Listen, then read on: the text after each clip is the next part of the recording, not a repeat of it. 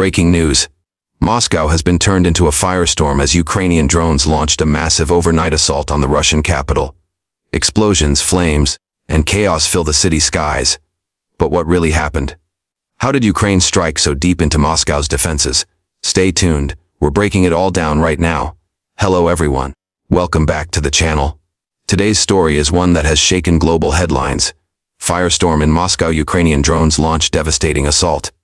In this video, we'll explore how this shocking drone strike unfolded, what its purpose was, and what it means for the future of the Russia-Ukraine war. Over the past year, Ukraine has advanced rapidly in drone warfare, developing longer-range, high-precision drones capable of striking targets deep within Russia. What once seemed impossible, a direct hit on Moscow, has now become reality. Russia, on the other hand, has invested billions in anti-air systems like the S-400 and electronic jamming technologies. Yet, this assault exposed surprising vulnerabilities in its defenses. We'll discuss how these drones penetrated Russia's layered air defense, where exactly they struck, and how Moscow is responding both militarily and politically. Stay tuned as we move section by section, from the moment of impact to the human stories behind the chaos, the global reaction, and what this means for the balance of power in Eastern Europe. Next, we'll begin with the timeline and attack details. How the firestorm began. According to early reports, waves of Ukrainian drones approached Moscow just before dawn. Witnesses described bright flashes in the sky, followed by thunderous explosions echoing through the capital. Russian defense officials claim that most of the drones were intercepted by air defense systems, but footage circulating online suggests multiple impacts within city limits. Some explosions occurred near industrial zones, possibly targeting fuel depots and logistics hubs. Emergency sirens blared across several districts as first responders rushed to contain the fires. Moscow's mayor confirmed that dozens of drones attempted to breach the city's air perimeter, while local telegram channels showed dramatic videos of fireballs lighting up the skyline. Residents were awakened by blasts powerful enough to shake windows miles away.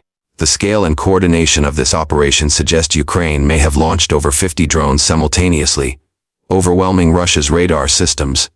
Though official casualty figures remain unclear, the destruction of fuel and energy infrastructure caused massive flames visible from the city center. In the next section, we'll analyze the damage, casualties, and human impact of this attack, how civilians and emergency services dealt with the chaos. The aftermath of the drone assault left parts of Moscow in panic and confusion. Firefighters battled intense blazes that raged through fuel storage sites and industrial facilities. Power outages spread across affected districts, plunging neighborhoods into darkness. Several residential buildings sustained blast damage, shattered glass, collapsed ceilings, and flying debris injuring dozens. Unverified reports suggest multiple casualties, though Russian authorities remain tight-lipped about exact numbers. Hospitals in nearby areas were placed on emergency alert. Ambulances and fire units operated non-stop through the night, rescuing civilians trapped in smoke-filled structures. For many residents, it was the most terrifying night since the beginning of the conflict. Videos from the scene show families huddled in basements, children crying as air raid sirens wailed overhead. Local citizens described the experience as unreal, saying it felt like the war had finally arrived at their doorstep. Despite government reassurances, fear spread across the city, with rumors of additional strikes coming. The human toll extends beyond injuries. Psychological trauma and uncertainty now grip Moscow's population. Next, we'll look at how Russia responded, militarily, politically, and through emergency measures. Immediately following the assault, within hours of the strikes, Russia declared a state of high alert. Air defense units were redeployed across Moscow, and additional missile batteries were placed near critical infrastructure. The Ministry of Defense issued a statement claiming most enemy drones were neutralized, but the visible fires and explosions told a different story. Moscow's mayor urged citizens to remain calm and stay indoors while authorities assessed damage and potential secondary attacks. Public transport was partially halted, and several airports temporarily suspended operations. Emergency crews worked tirelessly through the morning, extinguishing fires, restoring power, and evacuating residents from affected zones. In televised remarks, Russian officials accused Ukraine of terrorist aggression and vowed a swift and decisive retaliation. Behind closed doors, security briefings were held at the Kremlin. Analysts believe the government is reassessing the capital's defense systems, focusing on how low flying drones bypassed radar networks. The speed of Russia's internal coordination reveals both preparedness and shock. Preparedness in terms of rapid mobilization, but shock at the scale and precision of the attack. In the next section, we'll explore the strategic implications, why Ukraine might have chosen Moscow, and what message this sends to the world.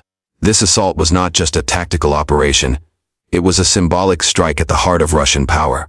Moscow has always represented the ultimate untouchable zone, heavily fortified and protected. That illusion just shattered.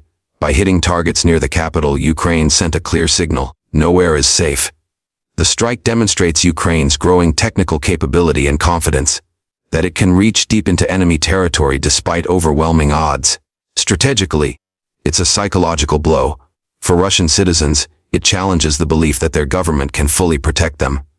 For the Kremlin, it raises questions about internal security and the resilience of its war infrastructure.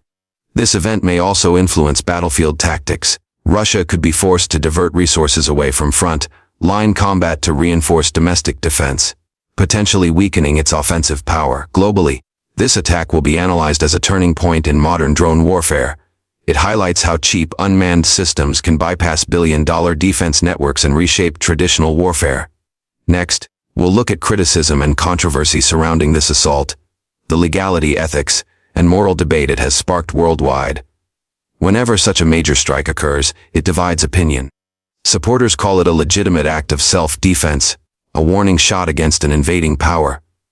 Critics, however, question whether targeting a nation's capital crosses ethical lines.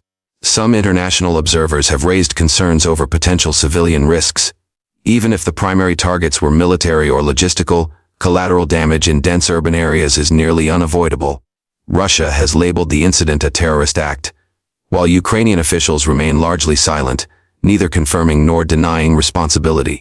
Analysts suggest this ambiguity is strategic, maintaining plausible deniability while still demonstrating power. The ethical question remains: how far should nations go in defending themselves when under invasion? At what point does retaliation blur into escalation? In global media, this attack is being debated through the lens of international law and the Geneva Conventions. The question of proportionality, whether such an attack is justified, looms large. In the next section, we'll examine how the world is reacting, from Washington to Brussels to Beijing. World leaders have responded cautiously but firmly. The US and several NATO allies reiterated their support for Ukraine's right to self-defense, but avoided directly endorsing the strike on Moscow. European nations expressed concern that such attacks could widen the conflict and provoke harsher Russian retaliation. The United Nations called for maximum restraint and urged both sides to avoid escalation. Meanwhile, pro-Russian countries condemned the assault, describing it as an act of terrorism. China notably called for diplomatic resolution and warned against provocative actions that threaten global stability. In global markets, the news sent oil prices surging amid fears of disruption in Russian exports. Social media exploded with mixed reactions, some praising Ukraine's boldness, others fearing that it might spark a dangerous new phase of the war. This event has clearly shifted global dynamics, putting pressure on world powers to reevaluate their positions and the possible consequences of continued escalation. Next, we'll discuss media influence and information warfare, how truth and propaganda collide in the digital battlefield. In the digital age, every explosion becomes a viral clip, and every narrative becomes a weapon. Within minutes of the attack, videos flooded social media platforms showing blazing skies over Moscow. Russian state media downplayed the event, calling it a failed attack with minimal damage, while Ukrainian and Western sources portrayed it as a major symbolic victory. The truth lies somewhere in between. Disinformation campaigns began immediately. Fake footage, old videos repurposed, and AI-generated images spread online to shape global opinion. Both sides weaponized the information space to maintain morale and international support. This incident underscores the modern reality of hybrid warfare, where controlling perception is as important as winning battles. Independent journalists are struggling to verify claims amid censorship, propaganda, and psychological operations. As viewers, it's vital to question sources, cross-check facts, and remain aware of manipulation. The war of information can sometimes be more powerful than the war itself. Next, we'll look at future scenarios. What could happen next after this shocking escalation? So what comes next? Several scenarios are possible. First, retaliation.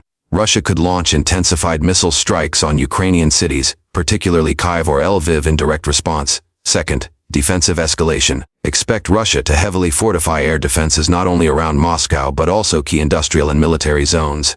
Third, diplomatic fallout. This attack might push hesitant countries to reconsider support or alternatively deepen Western military aid for Ukraine. Fourth, technological arms race. The success of drones here will accelerate global investments in unmanned systems, AI-guided warfare, and counter-drone tech. Finally, civilian consequences. Fear, instability, and displacement could increase if both sides continue targeting deep within each other's territory. The trajectory of this war is now more unpredictable than ever.